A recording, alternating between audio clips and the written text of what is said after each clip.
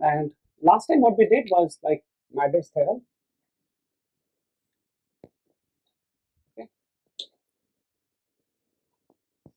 Today's hopefully is the last day for doing some basic things, and then we will do some specialized topics. Okay. Basically just means that we will be done with the first chapter. So I asked you to look at the trees and forests. So what do they define? Okay. So what are forests?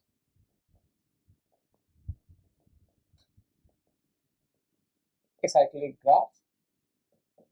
Okay. Basically an acyclic graph. Okay. One not containing any cycle.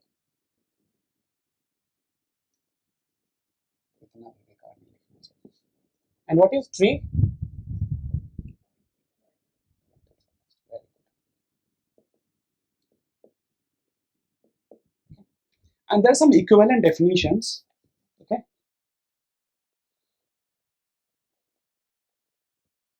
Okay.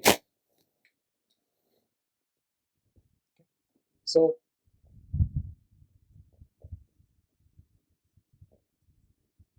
following are equivalent for trees. Okay. So given this definition, what are the following equivalent for the trees? What is this? T is a tree. Is same as saying. What is the same as saying? As saying.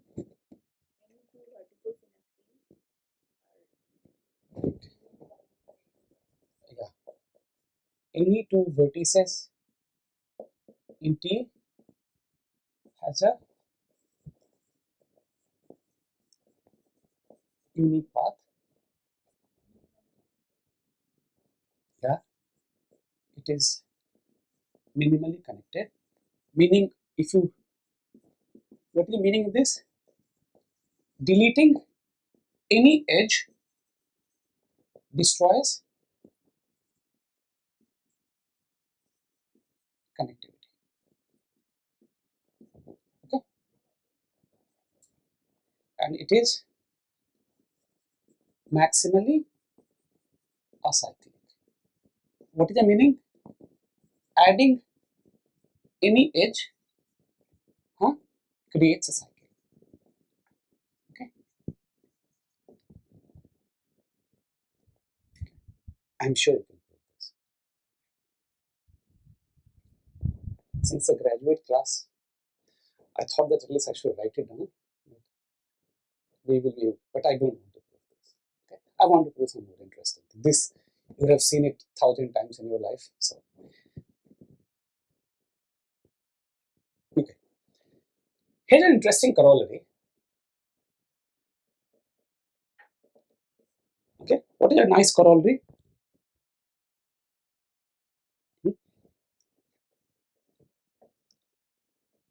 Vertices of T, and we have seen the proof of this before, can always be enumerated V1 to Vn such that Vi has unique neighbor in Vn. Okay. And there are several proofs, but like remember we proved the following thing. We proved that there exists a enumeration of vertices because tree that's connected. So there is an enumeration V1 to Vn such that Gi, which is graph induced on Vi, R is connected. Okay. So now this is some connected object, suppose, and look at Vi plus 1. What happens if it has two neighbors? It will create cycle. So that cannot happen. So definitely, if we have such an enumeration, then it is going to create. It cannot have more than one neighbor, because if it has more than one neighbor, then it will create a cycle. And since it is connected, Vi plus 1 is connected, Vi plus 1 must have some.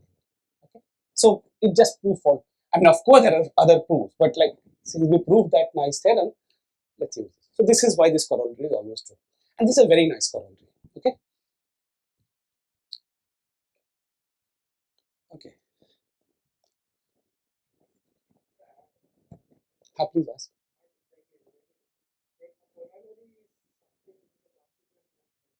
Yeah, it's a consequence of a theorem about connectivity. Yeah, yeah. Plus, there are also something which we use, right? It's a maximally acyclic graph, right? So if you have two edges, it adds a cycle. So we also use that property. So this is part, but it's a corollary to this in the sense that we just use this fact. Otherwise, we could not have proved this.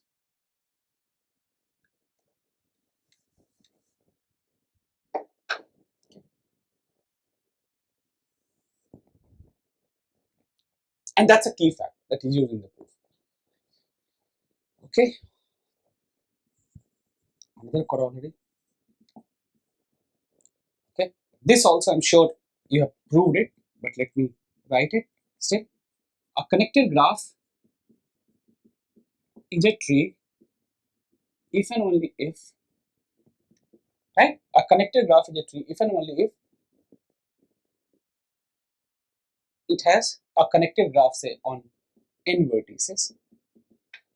Is a tree if and only if it has n minus 1 edges. Any proof idea?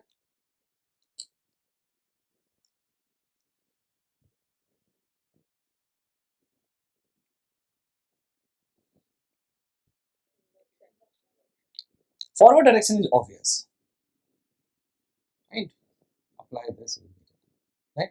Everyone has a unique. So look at this enumeration. Everyone has a unique number. So you add that. So this is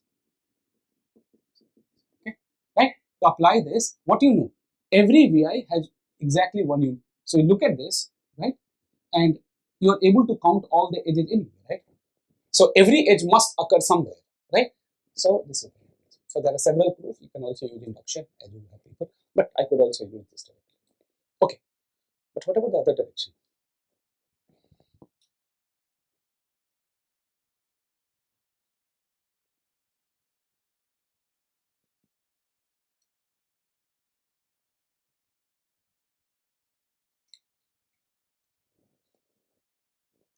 Hmm?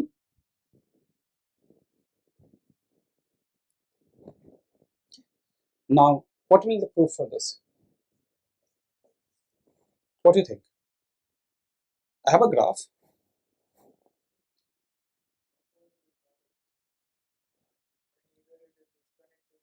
No, it's a connected graph. By definition, it's a connected graph, and it has n minus 1 edges. Why?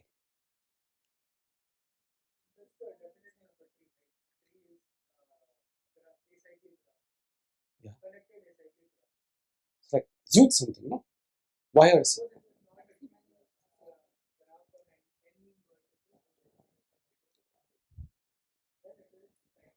How so? Then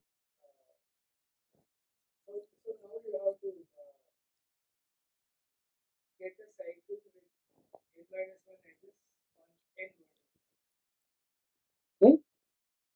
Okay.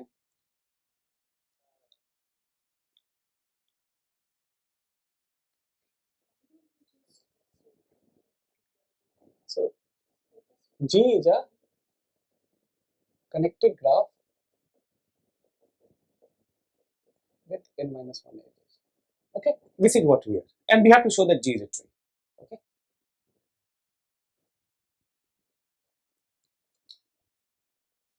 Okay. So what does this tell you? So T is a tree. Any T vertex T has unique path. It is a minimally connected distress connectivity. It is a maximally acyclic subgraph. So these are the equivalent property of this. So let G prime, it's a connected graph, right? So let G prime be a spanning tree in G. Be a spanning tree in G, right? How many edges it has?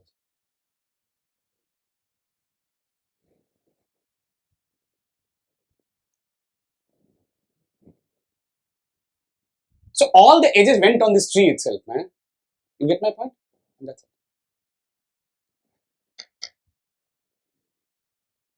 So I know G prime is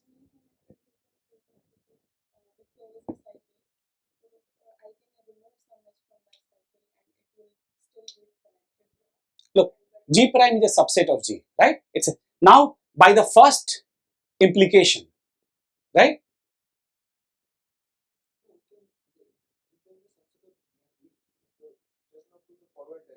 Yes, exactly. That's it. And it's not something which is game. Okay. So this is tree, and there's some simple properties can prove. You can also say that if a graph has, say for example, like very simple property that if a graph has at least two vertices, it has at least two leaves. Every graph definitely contains one leaf. It has at least two leaves. If a vertex, if the tree contains a vertex of degree at least 3, or there is a vertex of degree at least k, then you have at least k leaves. Like there are some simple properties which you can prove, which I'll put it in the task list.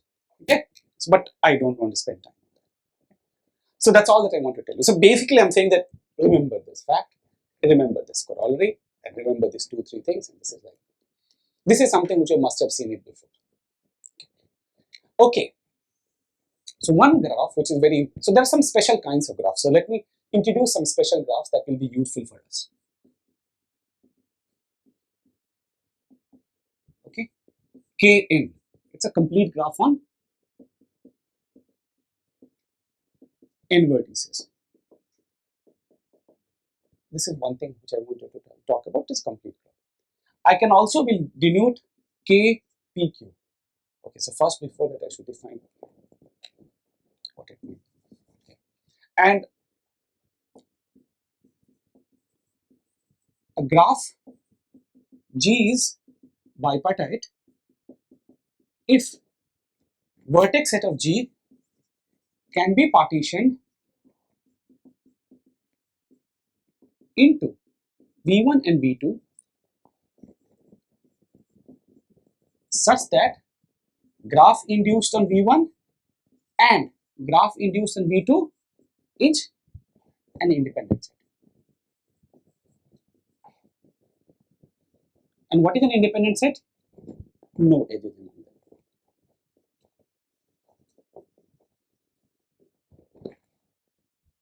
Is that fine? Right? If we can partition such that this happens. Or in other words, what is happening is that in this graph, you can partition into two parts so that every edge is going across. Okay? This is it.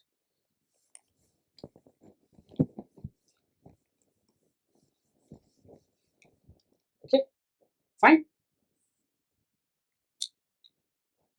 Okay? So these are called bipartite graphs. Okay? And whenever I write KPQ, right, it means a bipartite graph where first part has size P, second part has size Q, and there's an edge between every pair of vertices which are going across. Okay? So for example, what is K23? Right? It's a complete bipartite graph. Okay? So this is the notation we will use for a bipartite graph, like a complete bipartite graph with one side being P and the other side being Q. So these are the two special graphs, that three special graphs that we talked about. We'll keep adding more as and when we'll encounter. Okay. So now, of course, there are several questions about bipartite graphs. Not every graph is bipartite. Okay. So what should you ask in a graph?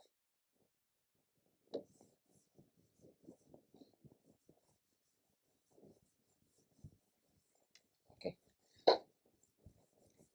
So let me do some math test. Are trees bipartite? I told you the definition, right? This is my definition. Are trees bipartite?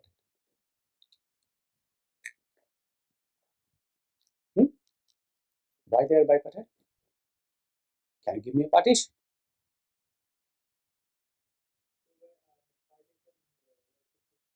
How? What level?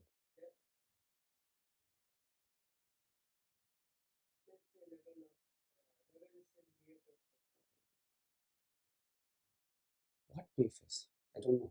Define. I don't know BFS at this point of time. Hmm? Can you talk in terms of graph theoretical term? What you want to say? Not in the language of algorithm. Like, yes, whatever you are saying is correct. What does BFS layer will mean if I forget about BFS and I wanted to say pick this vertex and this? What is those? You understand what I'm saying? What is the property of BFS layer? These are set of vertices which are at distance I from some root vertex. That's all that they are. Right? So we don't have to talk about BFS such. We can directly talk about in the language of structure theory. What is we will say? Root the tree at some vertex V. Okay. Let Li be all those vertices which are at distance I from V. Right? Now a concrete definition. Right? I have not used BFS, but by BFS you precisely mean this. Yeah. So I'm not saying that you are saying anything different, but suppose if I did not know, so this is a language which we should be talking about. Okay. So now what are you saying? So what is my layers? What should I? What is my V1 and what is my V2?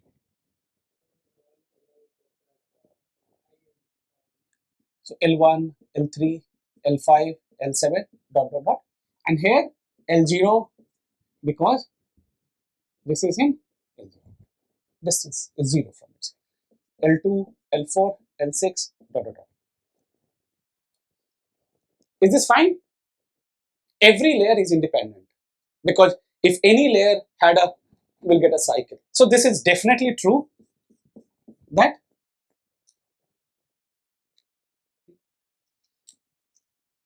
okay.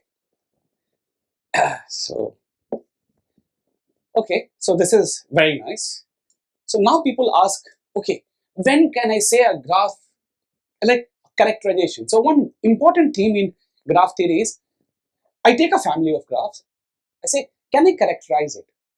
Right? What I mean by can I characterize it? Can I say that, okay, if you want to belong to this family of graphs, you should satisfy some of the properties, right? Now, what do you mean by some of the properties? There are several ways to characterize the families of graphs. Let me tell you what I mean, and then like it's a general family of world that we create in the world. Okay, so let me give you concrete example by what I mean by this. Okay,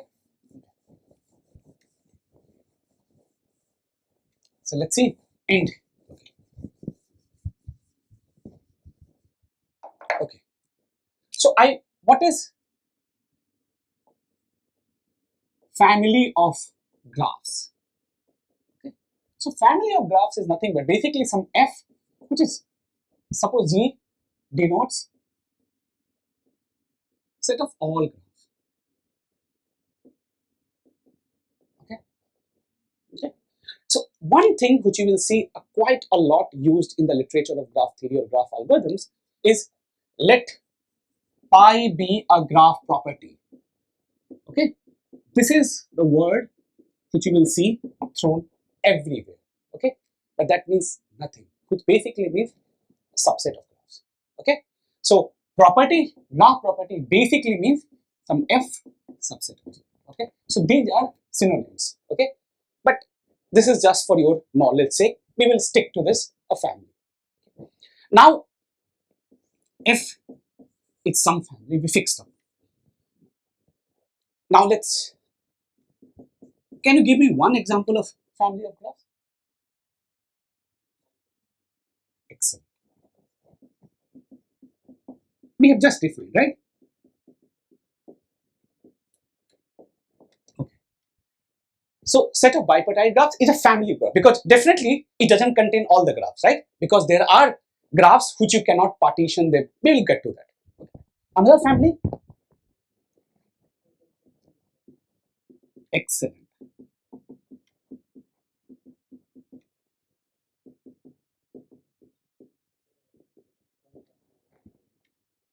G is all graphs on n vertices. G is all graphs on all vertices.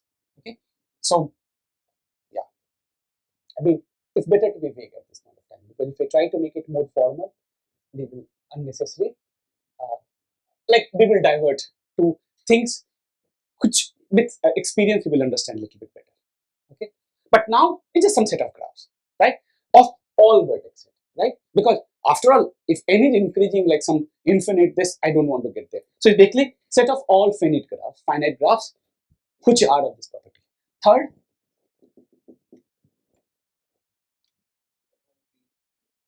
okay, excellent.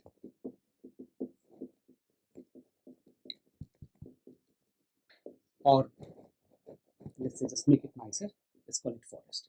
But trees are equally, I mean, this is perfectly fine. This is nothing.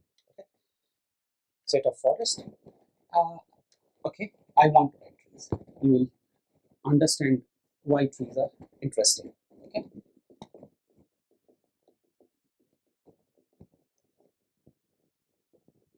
So you see, right? I'm defining it, right? Okay. So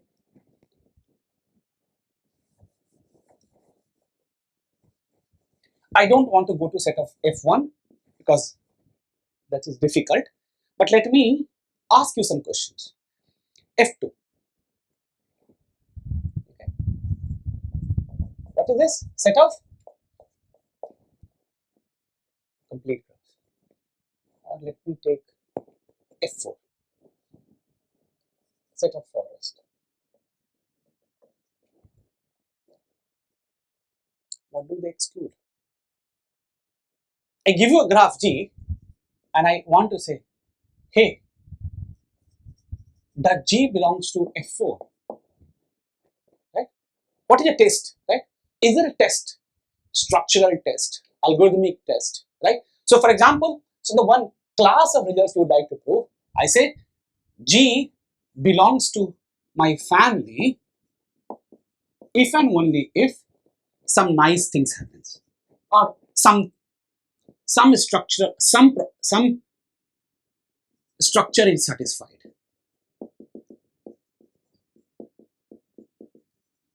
Okay, these are the kind of statement we would like to prove, right?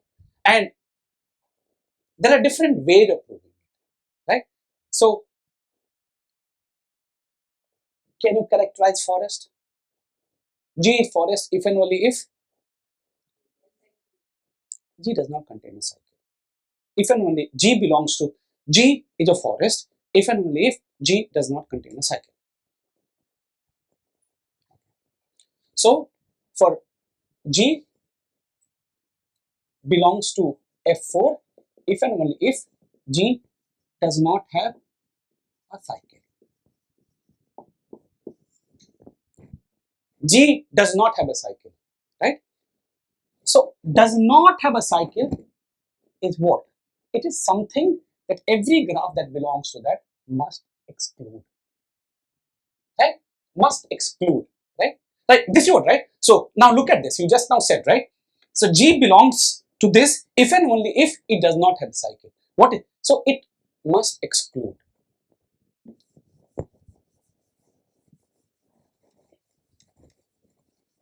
Okay. So G does not have cycle. Okay. This is basically means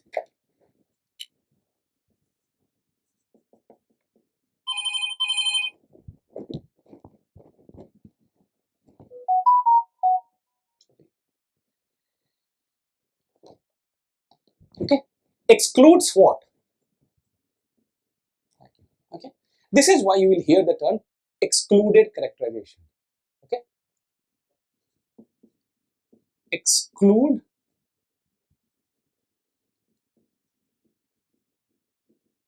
it's a characterization, but exclude cycle as what? as a subgraph, as an induced subgraph, as what? Like, yes, it excludes a cycle, but excludes cycle as what? Right? As a subgraph, it shouldn't contain a cycle. As an induced subgraph, it may not contain a cycle, or maybe some other graph operations you can define that it should exclude that. You understand my point? Right? Yes, it excludes, but excludes as what? Okay. So it excludes, it could exclude cycle as an induced subgraph, right? So it is like it excludes cycle as a subgraph, right? So it is a characterization of this family excluded, which as an excluding some cycle as a subgraph, right? So you get my point, right? Right? Okay. Let me define another family just to give you some contrast. Okay. F5, it is every graph here is a disjoint union of cliques. What is this? So look at any graph. It is a disjoint union of cliques. So this is one graph. Okay. So on and so forth. Okay. Now if I ask you, okay, we'll get to F.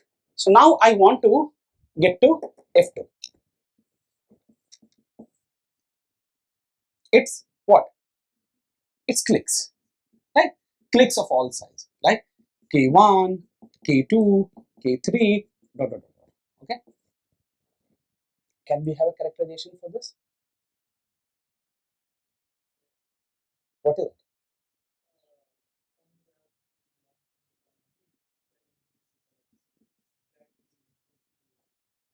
Exactly.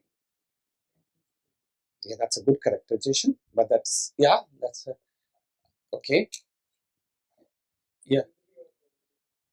Okay. Any other characterization as a subgraph, as an induced subgraph that you could think of? Yeah.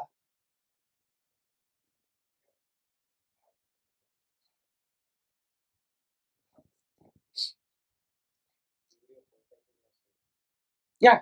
Those are degree characterization. That's what he was saying. But can we have an excluded characterization? Like if and only if it excludes this as a subgraph. Huh?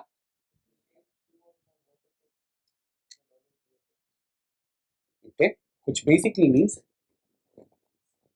can it contain this object as what? As a subgraph? As a subgraph, it anyway contains this. But it should not contain this as an induced subgraph. Okay. Excludes P3. It's called P3, but actually it should be called P2. Okay, because of the two edges. But let's call it, let's stick, at least for this class, if you read literature, it will call you P3, but it should be actually called P2, right? You see, right? Excludes P3 as an induced subgraph. Okay. Okay. So, but look at F5, disjoint union of cliques. Here also you exclude P3, no? So definitely you are not characterizing F2, because, I mean, what I'm saying, if I cannot say G belongs to F2 if and only if this happens. Can I say this? No, because look at these two cliques, right? Disjoint union of two cliques. This also excludes P3 as an induced subgraph, no? Right? But do they belong to F2? No. You understand my point? So, meaning it's if and only if. Look, if this one side is, so let's, what I mean to say is the following. Look at this. Okay. Okay. Like, I'm just trying to create awareness that what is a whole big chunk of graph theory is trying to prove in the world. Okay, trying to understand the structure of the graph. This course, at least 1 month, I'm going to spend doing that in the most modern way. Okay. Okay. So what I mean, look, we realize that induced P3 cannot be part of a clique. Now I'm saying if G belongs to F2 implies G does not have induced P3. Okay. My question is, does it also imply other way around? Right? Like, definitely, if a graph is a clique, it does not contain induced P3. But suppose I gave you a graph and say it doesn't contain induced P3, then we are dead. Right? Okay. G does not have induced P3. Right? So definitely, because you could get disjoint union of cliques, right? And that also satisfies this property. So while one way is okay, other way is not okay. What can we add to this? Right? If and only if we can say G is connected and G does not have induced P3, then it properly will characterize this, right? And you can prove, I will not give you a proof, other direction is non-trivial. Okay, so think about it. Okay, G belongs to F5 if and only if G does not have induced. Okay, so these are called excluded characterization.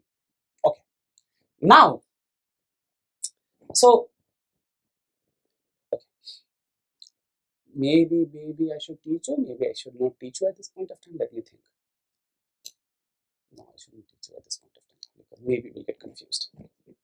Let me see how you mature over time. Okay, I do not want to tell you. I do not look at all the graphs which are not here and do some operation. Those I don't want to do at this point of time. Okay, so this is what it means to have either, so something called subgraph characterization, induced subgraph characterization, based on what you are excluding is as a subgraph or you are excluding something as an induced subgraph. And you see, for some problem, you may not even have a subgraph characterization. Only thing which you could have is an induced subgraph characterization. Right? So this is a general way of taking a family of subgraphs and trying to understand them, trying to characterize them. Why they're interesting? First of all, algorithmically also they're interesting because whether you belong to this or not, I can just test. Maybe it is easy property to test. But also it's like I'm able to characterize this family of objects, right? So as a graph theory, it's a natural pursuit to try a pursuit to do. Now we wanted to do the same thing. So why did I brought this up? Because all the time we see this characterization of bipartite graph. So I just wanted to put that into a larger context from where these results are coming. And why bipartite graph? I could do any of the family and try to characterize that. Okay. And I will give you a very difficult task, very interesting task, not difficult, but an interesting task. Okay. First, let's try to, okay. So we have digressed a bit. We talked about what does it mean to characterize a family of graphs, okay? And now let's go back to bipartite graph and let's see if we can characterize that, okay? So, okay, so we want to do, okay, characterize F1, okay. Can you characterize, say, F4 as an induced subgraph characterization? Can I say if and only if it doesn't contain an induced cycle? You can prove that that's also fine. If and only if it doesn't contain any induced cycle. This also is fine. because if it contains a cycle, it contains the shortest cycle, which is an induced cycle. Okay, so this is also fine. You get my point? So it's not, so for something you could have both subgraph characterization, induced subgraph characterization, or maybe something else also we will see. Okay. Okay. Now let's characterize F1, set of bipartite graphs.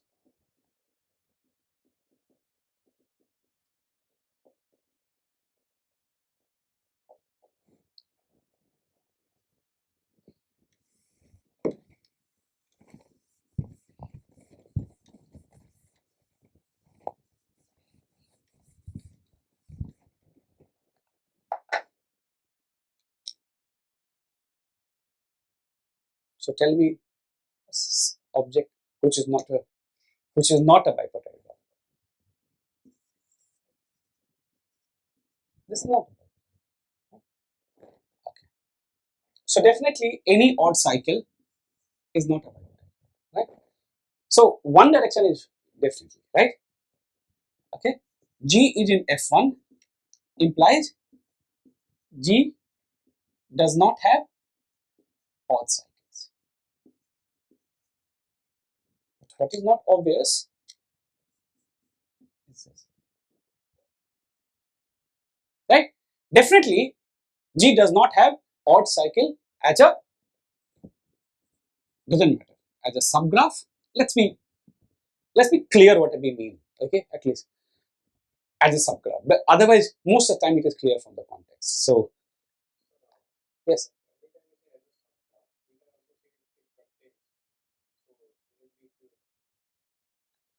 Yeah, it should be, because subgraph and contains are similar object. So you're right. Okay. But if you want to mean anything else, you will have to write it. Doesn't contain odd cycle as what? If you wanted to say something else, then you have to add that, like as an induced subgraph. Doesn't contain this as an induced subgraph. Doesn't contain this as a minor. Doesn't contain this as topological minor. Doesn't contain this as contraction. I mean, I can say, but anything else you mean, you better this. So this is why it is better practice to say if and when, like G does not contain cycle as a subgraph. Like it's better to put that in my opinion. Okay, but if you just people say doesn't contain this, they generally means subgraph. What about other direction? I'm sure you have seen this proof 1,000 times. I'm not saying anything new or amazing here. All I wanted to tell you is that there are many more interesting questions than just characterizing bipartite graph. That's all that I wanted to teach you. Okay. Okay. So anybody can give me some proof idea just for completion?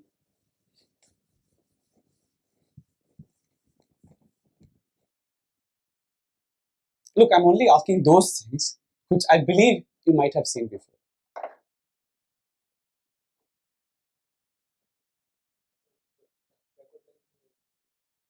Yeah, we know that, right? G does not have an odd cycle, right? It's if and only if, right? So suppose how will proof go? Now suppose, so there are several ways of showing. Okay, so suppose you want to show A if and only if B. Okay, okay. So there are two things you can show. A implies B, and not A implies not B, and that will imply A if and only. Right? So this is also very common strategy taking. So in this, if G does not belong to F1, right, then what do we have to exhibit? That it has an odd cycle, right? That's the same thing, right? If G does not belong to F1, show that G has an odd cycle. Okay. Now let's look at his proof. Pick up some vertex V. Okay. Pick up some vertex V and write down what is Li? Those vertices at distance I from B. Right? This is the layer. Okay.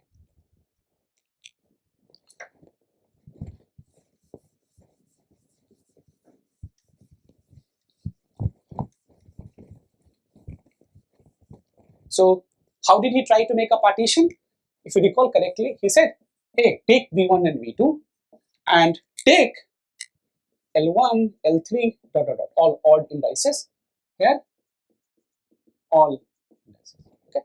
Now, if each of Li's, if each of L1, L3 were independent, then V1 became independent, V2 became independent. Then it's a, but you started that G does not have, G is not bipartite. So, it, what does it imply? There must exist a layer with edge there, right? Otherwise, you are done. Now look at the least common ancestor of U and V in this layer. Suppose W is a list, because there is a path to V, so there is some vertex which is least common ancestor of U and V.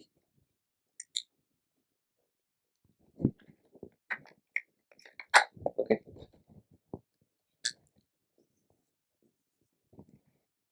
Okay. Now it's a distance only, right? So whatever distance is this is the same distance.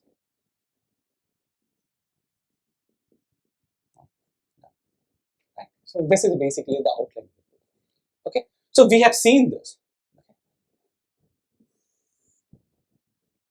Okay. Okay.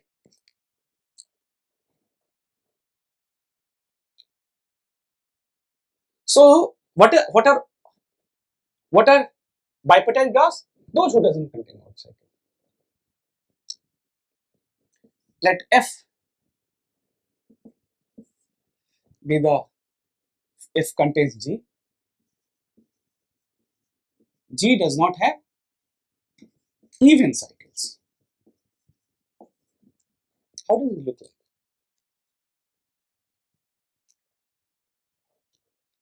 Everybody is very happy, right? That if there are odds, isn't it very natural to think, right? If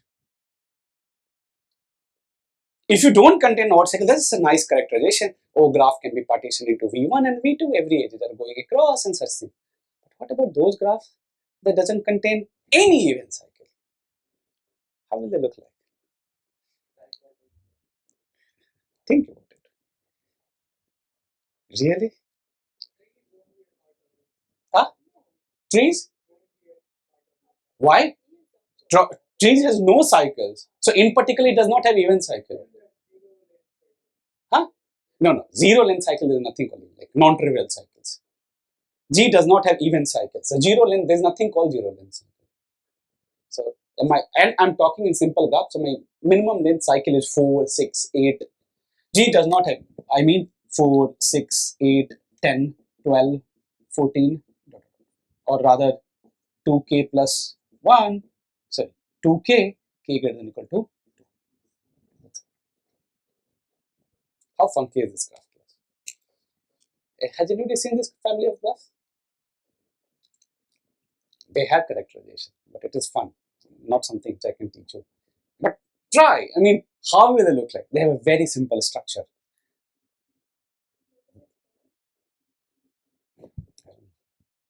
I mean, नाम में क्या रखा है?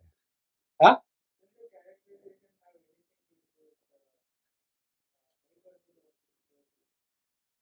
Oh, that's already a characterization. No, it's just that I want to say that how this graph will look like.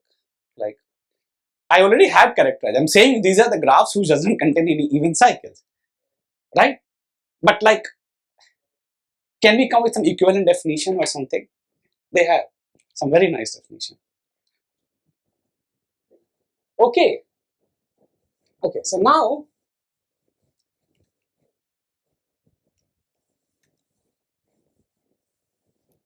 okay, good.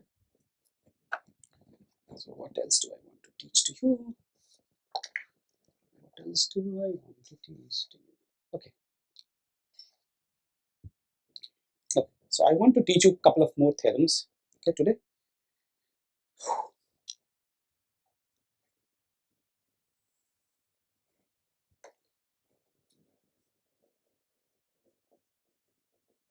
Eulerian, tools, trails, and Hamiltonian cycles. couple of, I want to prove 2-3 theorems on this. Okay. Okay.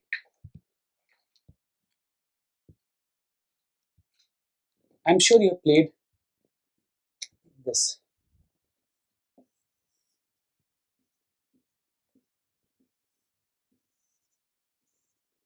Okay. You have to, what's your job?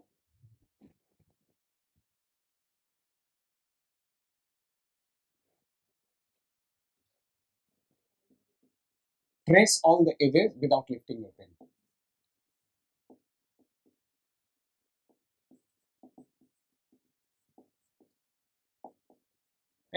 And you have to traverse every edge exactly once. Otherwise, I can go like this. That's not. And traversing every edge exactly once. Let's see. This is one.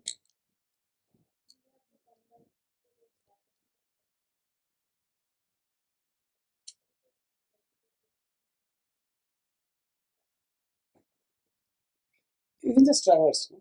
We'll worry about those later.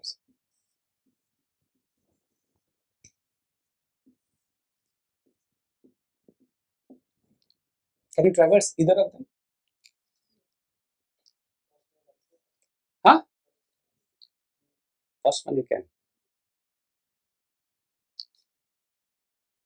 First one we can't.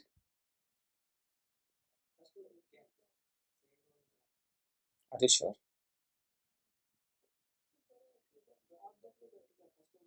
Huh. Tell me how. Exactly. This vertex, right? Okay.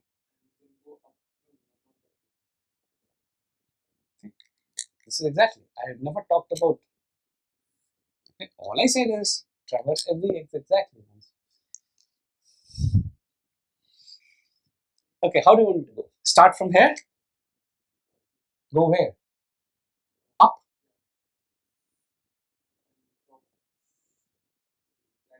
Here. Now. Here. This one. Okay. That's all choice I have. Huh? I come. Go. Right? It's just that I didn't reach at the same place. That's okay. But I traversed. Can I traverse this? Yeah? No. Check this out. Okay. So you understood, right? Like you wanted to play this game. And we have played this game quite a lot. Okay? Okay.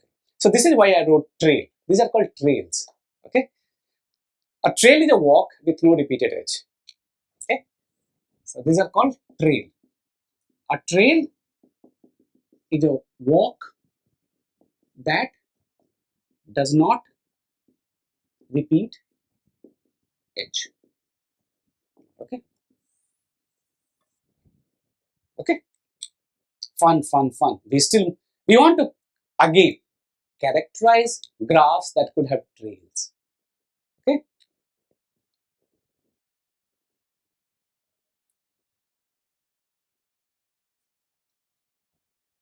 Okay. This is trail. Okay? And what we have just now shown, sorry, can't take your phones.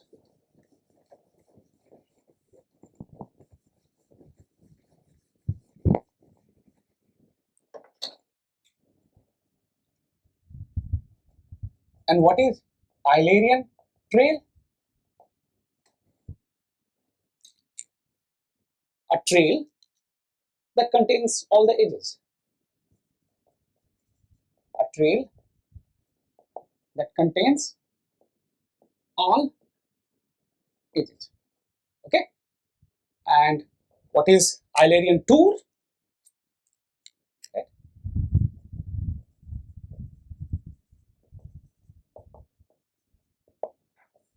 A closed Eulerian trail.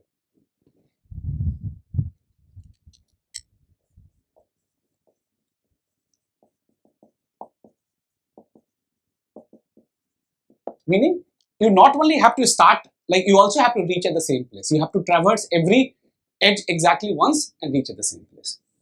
This. All good?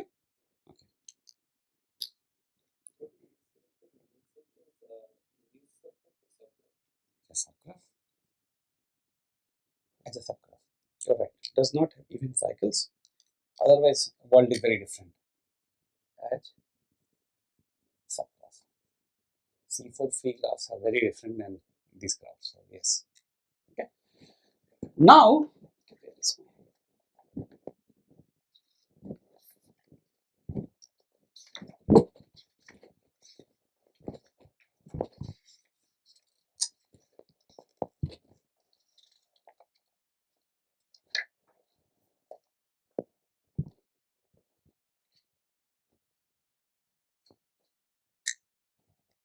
okay. So I want to prove a lemma. Okay. So my lemma is very simple statement. Okay.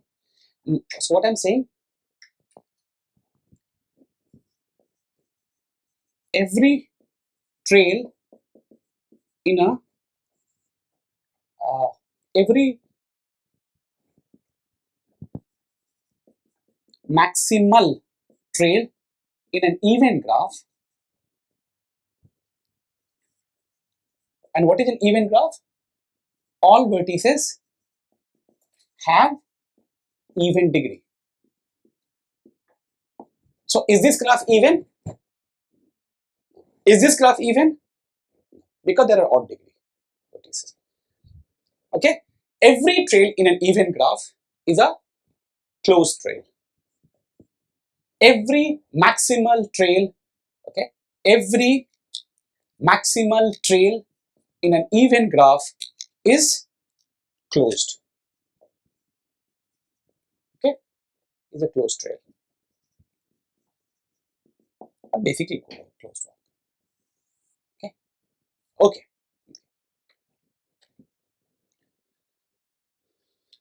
Is the proof clear? It shouldn't be very difficult. But let's.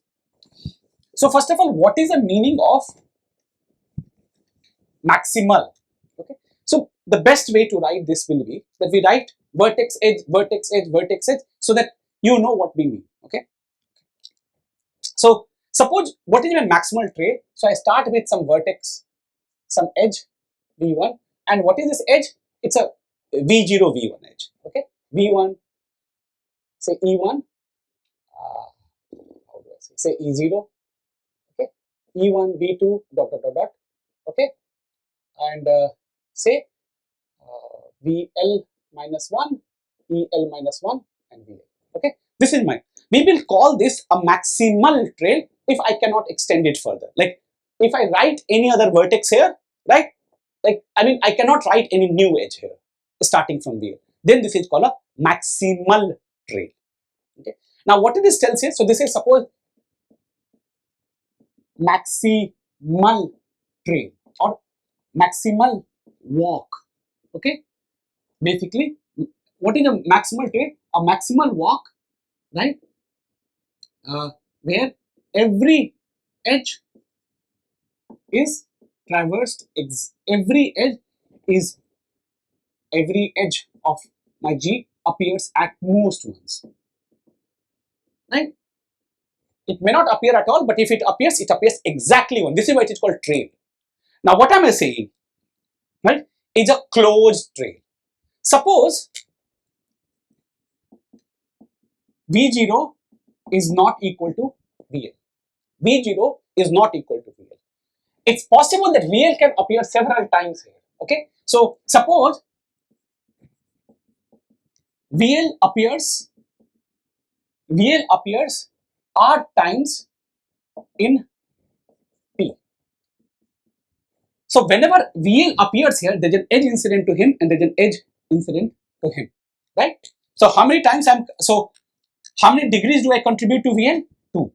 Next time, look, this cannot be another VL here. So VL will another time when it will appear somewhere here and there will be some edge. So every time VL appears here, 2 degrees are contributed to it, right? So what is the degree of this guy up until here is like if it appears R times, it is 2R. But now there is an edge here incident. So his degree is 2r plus 1. But you told that every vertex has an even degree. So there is some edge which is still incident on V and it is not used. This implies there exists some edge incident on VL that is not used on P, which implies we can extend P, implies we can extend P, contradicting the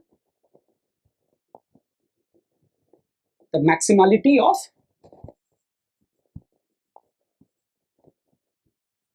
P, right? Done. So it's a very nice thing. If you look at any maximal trail in an even graph, it is going to be closed. Right? Nice property, no? Okay. So now what we are going to prove,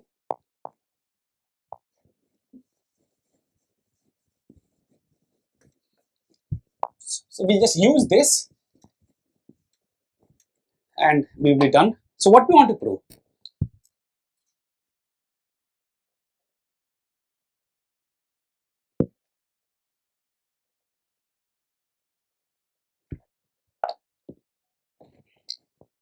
So this is a theorem which is a very well-known theorem.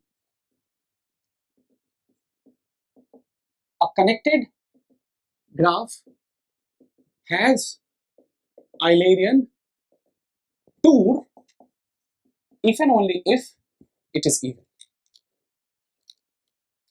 If and only if G is even. Means every vertex has an even. Okay. Forward direction is obvious. Just take this proof. Right? Look at this. It's the same thing. Every proof follows from the previous lemma. For the forward direction, follow the proof of lemma star. Okay. Basically, look at this closed tour. Every vertex contributes. Every edge appears on this because of the Eulerian tour definition. And for every vertex, every time something comes inside, something goes out. So every appearance of it contributes 2 edges, right? So this is 2 times its appearance, which is 2 times whatever number it is even. So forward direction is obvious. What about the reverse direction? Suppose G is an even graph. Okay.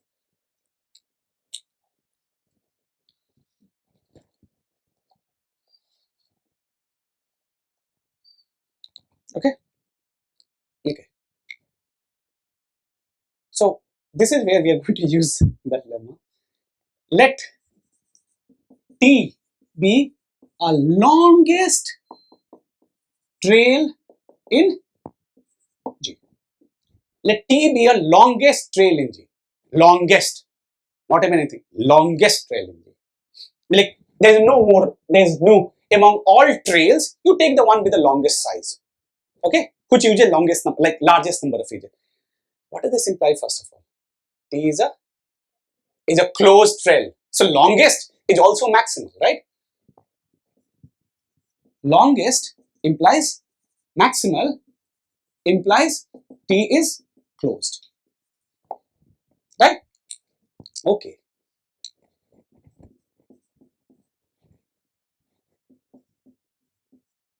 Right? And VL minus 1, EL minus 1, VL, which is equal to V0. This is what our T is, right?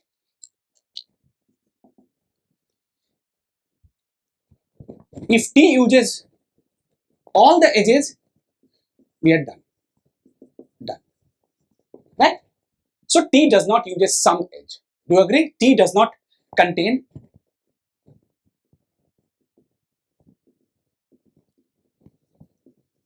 some edge. Say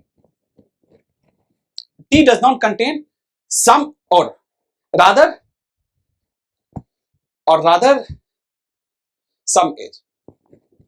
In particular, because what is G? G is connected. there exists an edge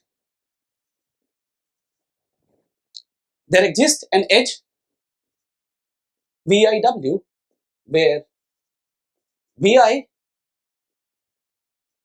is on T. That's all I'm saying. Where VI is on T. W may be on T, W may not. But at least one vertex must be on the T. Because the graph is connected. Right? So this is a subgraph and there's other vertex, there's a path from this. So there is some edge which is leaving him. It could be that it could be just going. That's not a problem. But now let's see what we can do from here.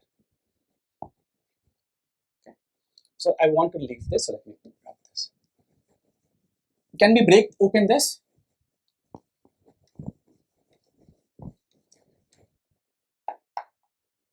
So basically think of this as a cycle. Okay. And suppose this is V and you have W. Suppose this is a W. Okay. I can do one thing. Suppose W was completely outside. Then it is very easy, right? What I do, I start from W. Okay. I start from W, WVI, and then I follow this closed. Then I will come here, right? But you might ask, this is not a closed trail. I don't care. It's a longer trail.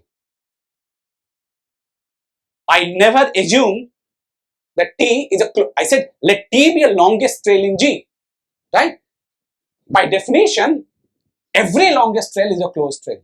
This is why I did not want to do this business of making it close. I said, hey, I find just normal trail, which is longer than my trail, and I'm done. This is the on purpose. This is how we prove this lemma X, right? So now we have done this. All I'm saying, okay, this trail T prime. So what did we exhibit? We exhibited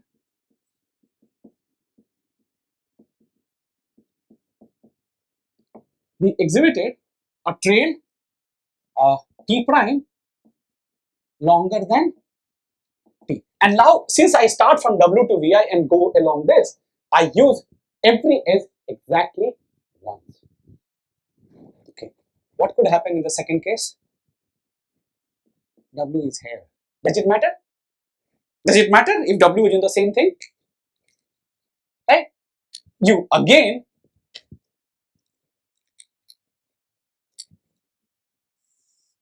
you start from W to Vi.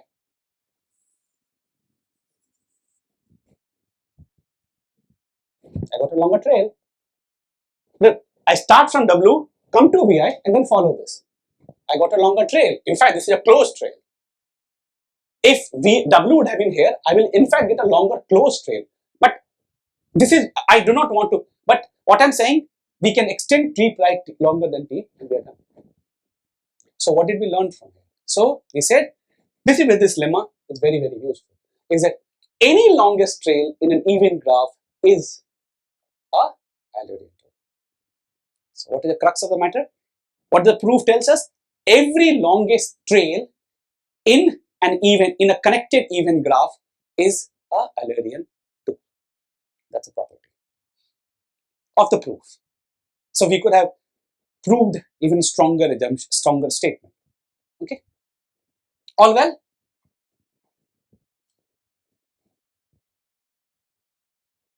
That's slow. 3 minutes. That's 3 minutes slow. I still have 20 minutes. So I will be able to teach what I wanted to teach and then we'll be done with it. Any question here?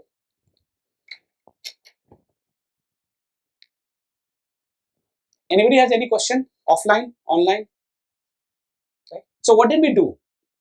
We started with the longest trail and say, hey, if it doesn't contain any edge, pick that edge and I can use this edge to get a longer trail.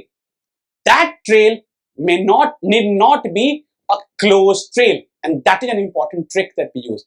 That trail need not be, it's just that it is, because in our statement we never say let T be a longest trail in G of this, because we know that every maximal trail in an even graph is a closed trail.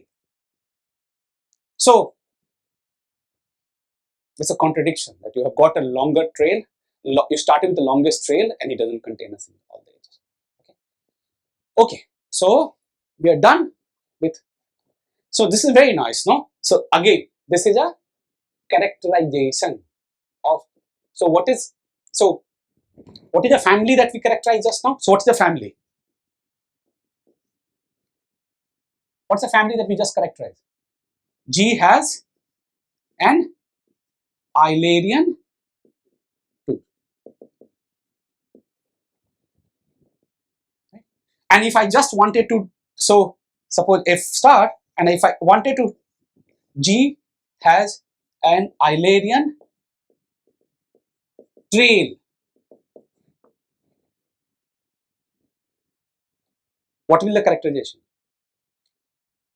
You can show that all but exactly two vertices should have ordered the one which you traced out. So there's characterization. Right? So we saw two characterizations today. Let's see some more characterization. No, that's not a characterization, that's a sufficient condition. So now we are going to talk about, so this was about traversing edges. So what was this about? This was about, up until now, traversing every edge of my graph exactly once. Right? So we also have a similar notion for vertices. Right? If, right? So what is a similar notion?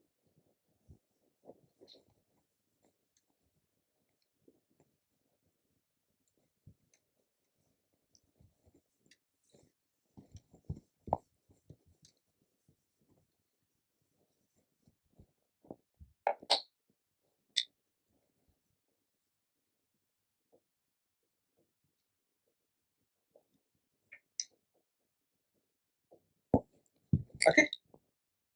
So what is a Hamiltonian cycle or path? Okay. Basically, uh, Hamiltonian path cycle is a path, not walk anymore. The path and cycle visiting every vertex exactly. The path or cycle visiting every vertex exactly once.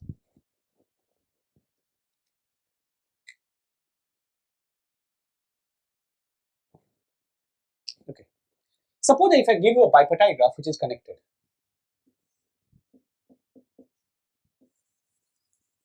Okay. So G is connected. And I told you, hey, cardinality of A is more than cardinality of B. Okay. Suppose this is it. So I want an algorithm now. Okay. Fine. So I ask you a question. Is G Hamiltonian?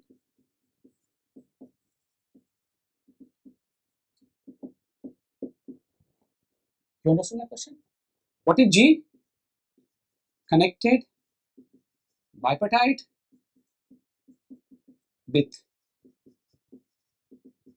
bipartition A and B such that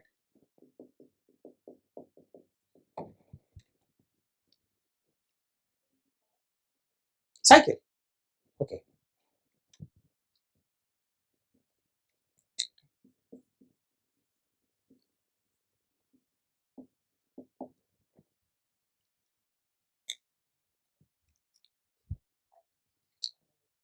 Huh? Why?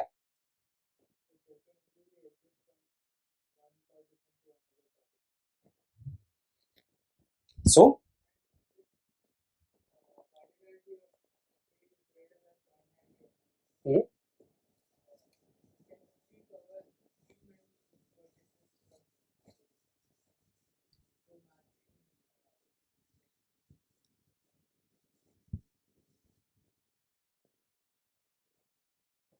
you get the feel?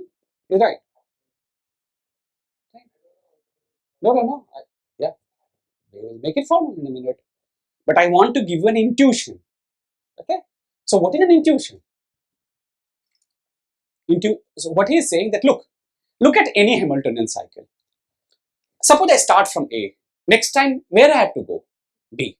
So one vertex of B is taken. Then where I have to go? Okay.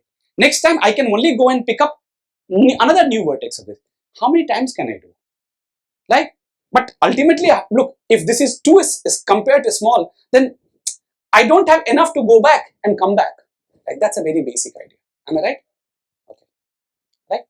So can we generalize this idea? Suppose if I give you a set, so that was just to illustrate because it is easier for me to illustrate that way. Okay.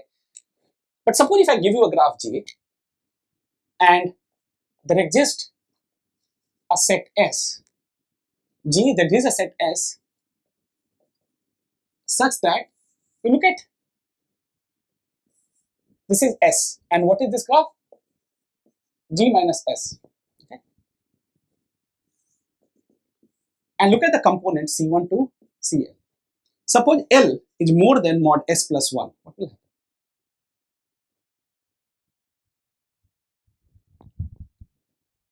Can G contain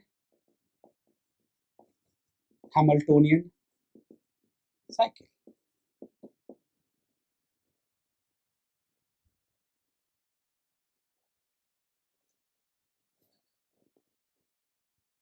Hmm?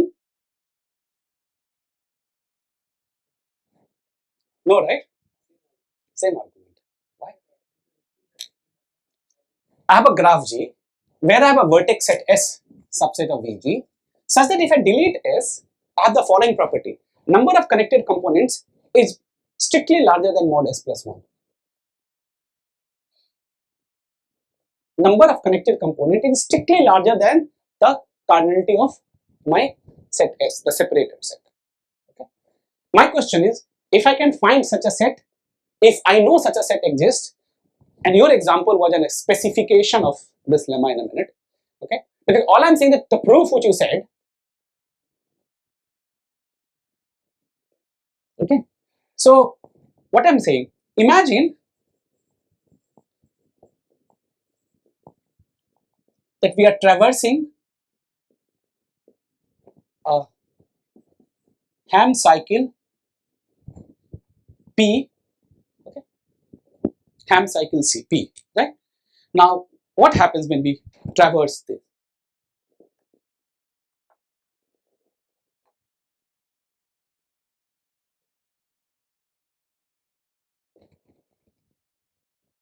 Okay. So, suppose I start from here, right? At some point of time, I have to go here, right? Some point of time, I have to go here, okay? Assign this vertex to this vertex. It's a mapping, okay? So, look at a Hamiltonian path. I mean, it could be that it is going several times, okay? I don't care. So, I'm starting from P. Look at so P is, and start from a vertex. Okay, maybe this is the, okay. Let's start from a vertex V in C1. Because P is a Hamiltonian cycle, it has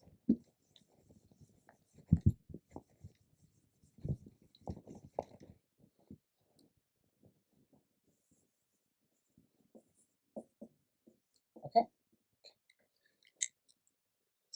And now, suppose I have a vertex V. I'm traversing this. So, look at I might be going from this, I move to this, right? I might have to come back. But the first time I go, I assign this component this vertex. Okay? I assign this component. I go here. I have to go to some other component. Maybe I traverse here. But I have to go and then I have to come back. First time when I come back out of this, I assign another vertex.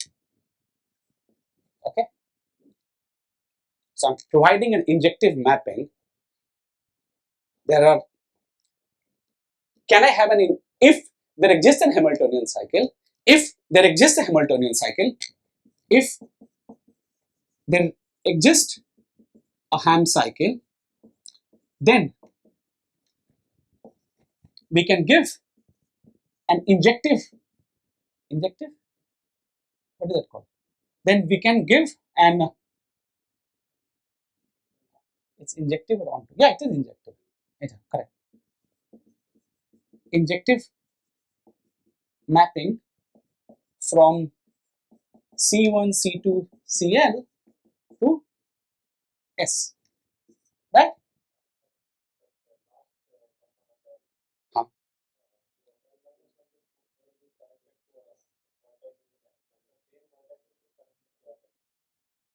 I have to come back to V. This is why I started inside a component. I started inside a component. I go, you have to come back to him. So if you go inside Cl, you have to come back here. Only then you can come here. That is why I started here. I did not start here. It was on purpose, right? Otherwise, I was not able to construct the injective movement. I also thought about it. Okay. So, but if you start from here, you have to go here. Come back, go here. Come back here, go here. Right? So, you look at the first time you go up, you picked up. Everybody has to pick up one vertex here. So, if that is from this, but that implies what?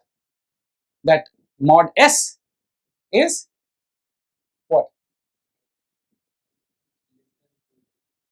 Mod S should be greater than equal to L.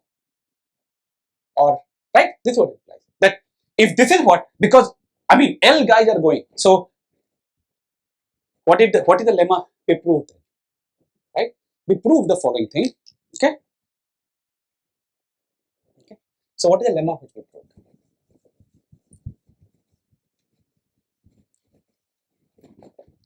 Here is the lemma which we proved. If G is Hamiltonian, then for any S, then for any set S subset of V, okay, any set S minus A, the graph G minus S has at most mod S components.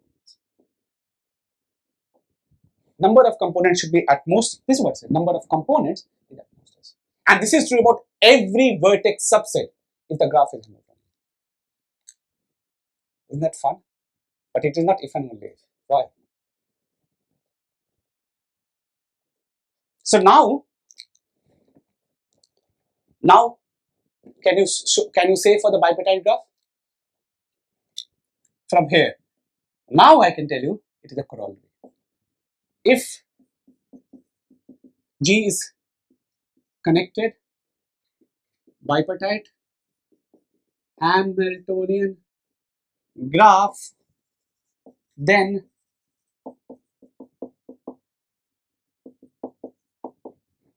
why? We can apply, look at this, it's a connected graph, right? So this is A and this is B. So first delete A. What does it imply? How many components you get? B number, right? So it implies B is less than equal to A. Now you delete B. What does it imply? So what do we get? Is this corollary now, right? This is what I mean. You're right. Okay, good. Okay. So this is like a necessary condition. This is not sufficient condition. This is a necessary condition. If a graph is Hamiltonian, then every set satisfies this set of properties. And you realize this is nothing to be, there's nothing about algorithm here. It is just about, here is a graph which is supposed to have this property. If it has this property, then these graphs satisfy these nice things. Okay. Okay. Okay. So he said, here's an exercise. Try it out. Okay. Try it out. Find a graph G that satisfies premise of lemma, like for every set this happens, but it is not Hamiltonian.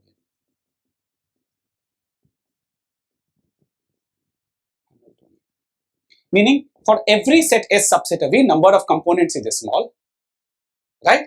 But the graph still is not Hamiltonian. So what basically it means this is not sufficient condition. This is a necessary condition, but this is not sufficient condition.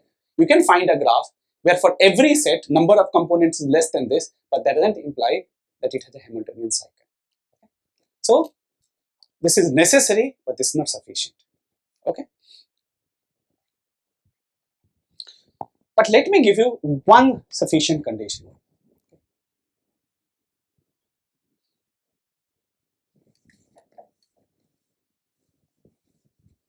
I don't know whether I have time to prove it. It will take at least 20 minutes to prove it. So but at least let's set up and then next time we'll prove it. So what's the setup? This is very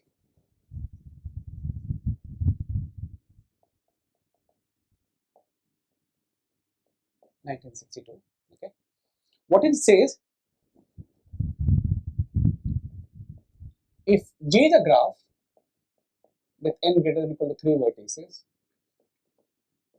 okay, and if minimum degree is at least n over 2, okay, then G is Hamiltonian.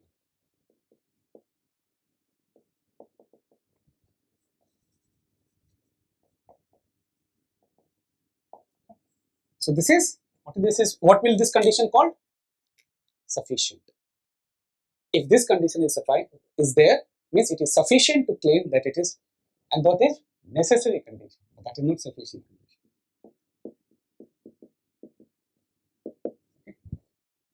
Okay, so I'll give you a proof next time. But do you think this is tight? Like, is the bounds on delta G tight? Right? Means can we say -1 and still prove the theorem, for example? Can you come with a counterexample? It is tight. So now that I have told you it's tight, can you come with a counterexample? And we have seen this counterexample several times in this class, already in these 4 lectures.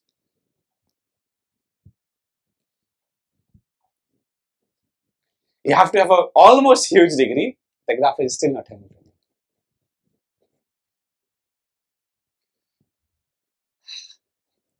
What is that canonical example? It's almost canonical. Right. Definitely, it is not Hamiltonian because you can't go from here to here. And it's like if you take something like n plus 1 by 2,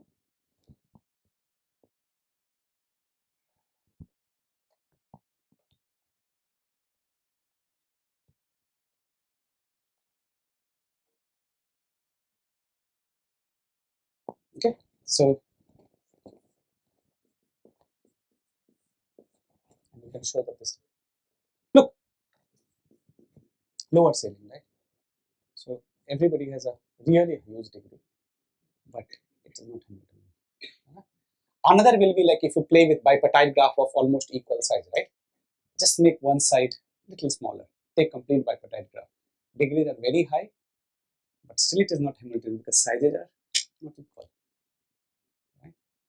And of course, you need n at least 3 because K2, 2 vertices, it's not Hamiltonian. Like when I mean by Hamiltonian, I mean by Hamiltonian cycle. I don't mean by path. Okay? Okay.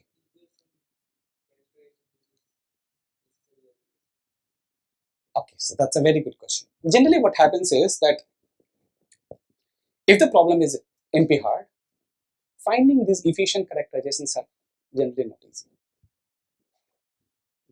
So we know that, so in some sense, it may not be necessary. I mean, we could have a characterization which is just exponentially testable. We will see such characterization also in this graph.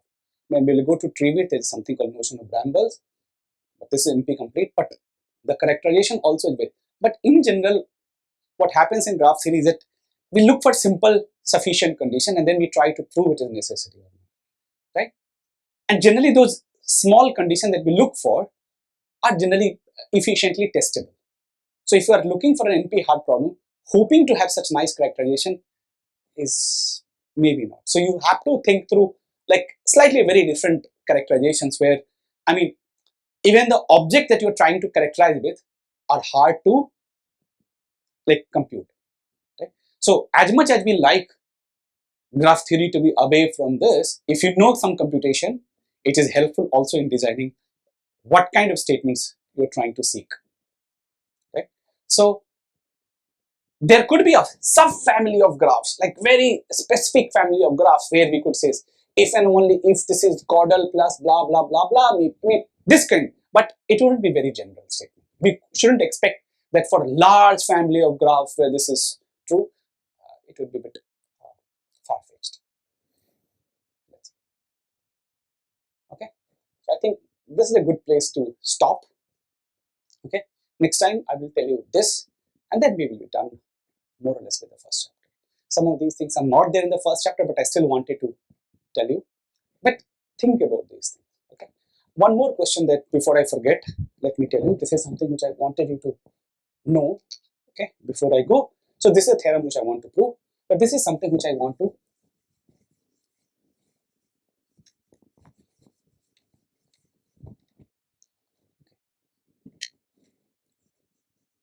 let G be a connected graph for now.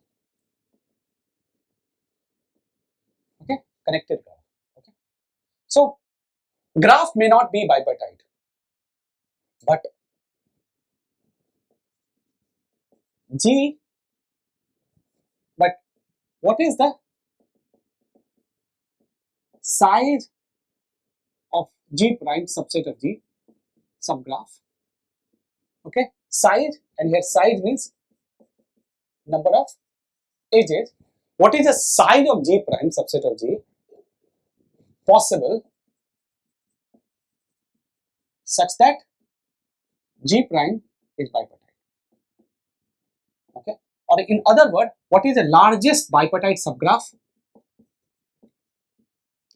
What is the largest bipartite subgraph does G contain? Right? It's a question, right? Can you think of graph is connected? Can you think of any subgraph which is bipartite? Edge, but like even bigger. That's also good. Huh? Spanning tree.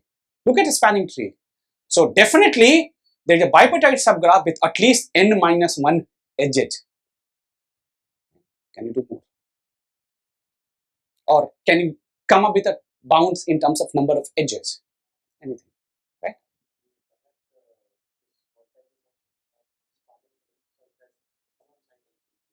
Yes. Look, you cannot improve n minus 1. You can't improve n minus 1. Why? The graph itself is a tree. What will you do? You're not, look, what I want to say, every graph G contains a bipartite subgraph of size at least this much, connected. So if I give you tree, you can't contain. So this bound is tight. You get my question? But maybe there are other bounds which will be much more sensitive to number of edges in the graph, which you could prove. Right? But if you try to do this upper bound, like if you try to do in terms of n minus 1, like n, then this is a very tight bound. Take all trees. Right? Because I'm saying every graph which is connected, I can find a subgraph G prime which contains at least this many edges. Right? This is a graph theory question. And what is a computational question? What this computational question corresponds to? Huh? No, but what is the question called in the literature? Finding a subgraph of maximum size is what question?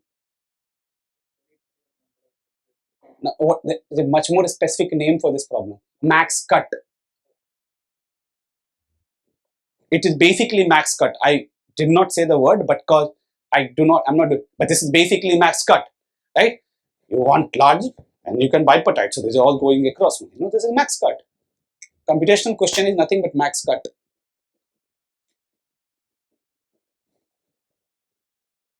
Okay. So think about it. Okay. Done. Thank you. Until